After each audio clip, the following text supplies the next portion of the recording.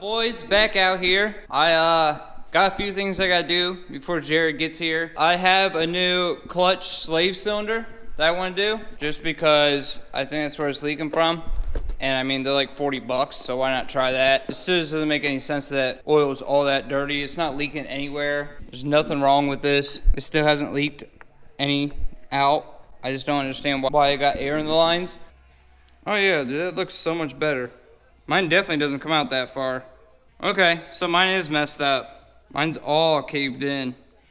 Mine would not even come anywhere close to that. So it's probably leaking. There's probably seals on this like piston like I talked about in my last video. Yeah, that just feels better. Mine's like all grindy and stuff. So like you got one of these. I don't know how much I'll be able to show you, but this bolts onto your transmission. This just sits on the transmission like that and bolts in. Right there, those two bolts.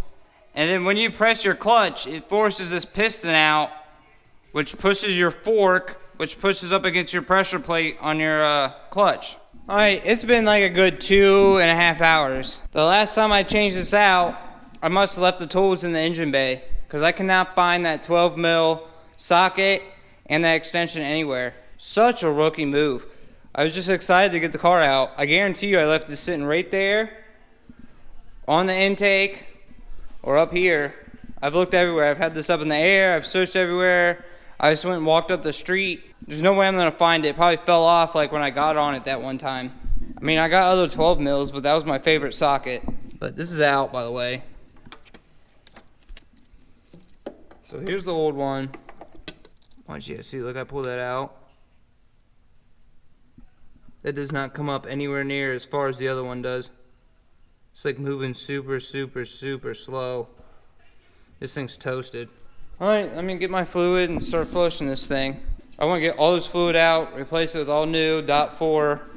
Dude, I'm still super, like, it blows my mind how dirty that got already. I fished it all the way over here, hoping that I'd be able to get it all the way back here to the line, so I could just work over the side right here, not have to worry about making a mess in the engine bay. But I forgot that there's a bracket that this is bolted to, so once it goes down, it's up against the firewall on this side of the steering column. I'll throw up a picture right now if I remember, or if I still have it. If I had another 3 feet, I could work with this over here and not have to worry about making a mess. And then I could just run the hose into there, and I didn't have to worry about running out. I could just get all the old stuff out and just keep reusing new until it was all bled. Look at that. I just left it in there from last time. It's probably not showing up on camera. It's like tar.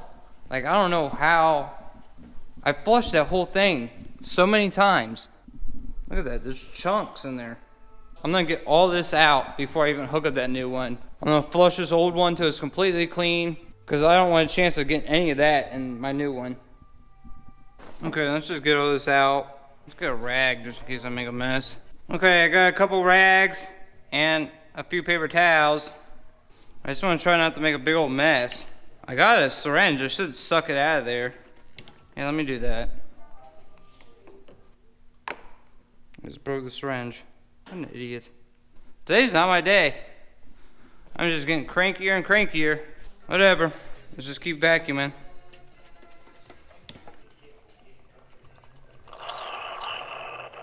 Not very much in there.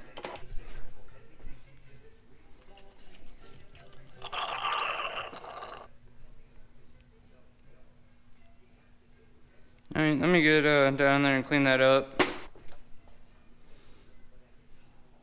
Dude, that's disgusting.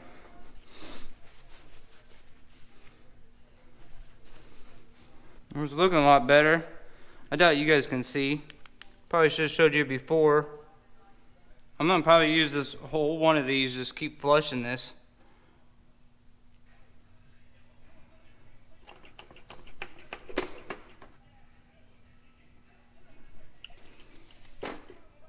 Look how dirty that is. It started coming out clear. I'm gonna flush it one more time before I even swap it out. I might even flush it 2 more times. Okay, what is that? 4 times I filled it up. The fluid's coming out of there, out of the nipple clear now. Oh, there we go. It's starting to look a hell of a lot better now. We'll do it one more time and then I'll swap out that slave cylinder.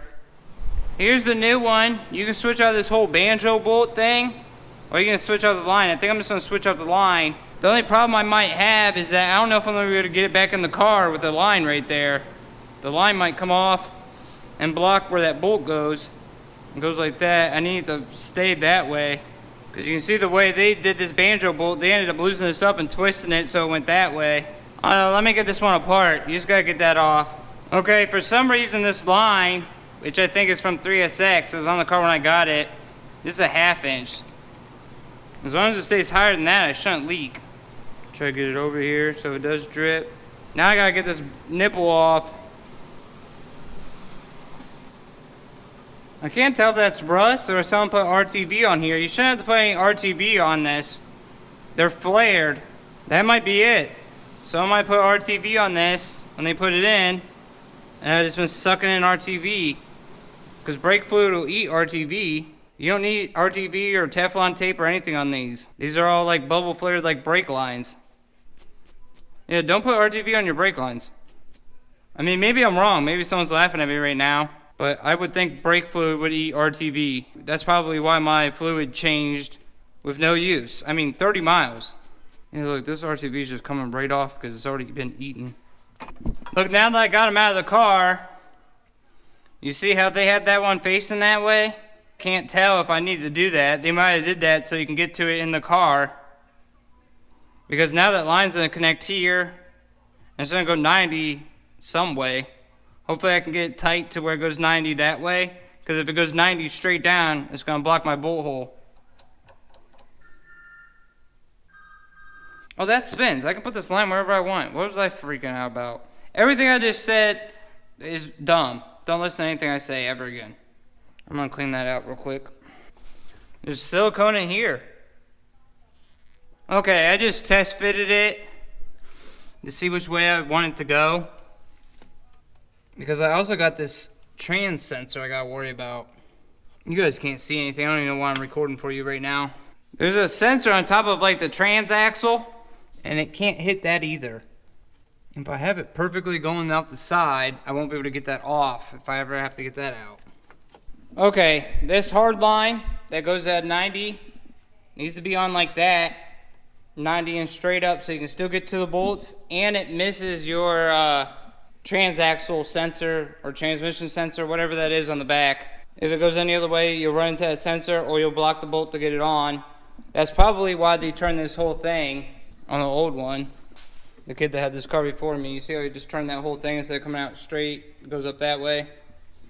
That's probably why he did that, but I don't want to mess with that. Okay, you guys see me bleed the other one. I'm not going to record this. Just hook the vacuum up there, bust it loose, make sure that stays full.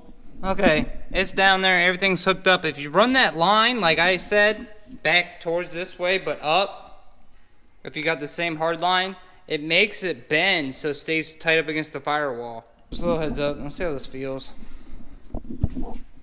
I have no clutch again. Oh yeah, dude, that feels 1,000 times better. It's like almost too tight now, but it's not leaking, so that's the point. It's like a super heavy clutch now. Before, I actually really liked the clutch. It was really nice and soft, but obviously it wasn't supposed to be that way.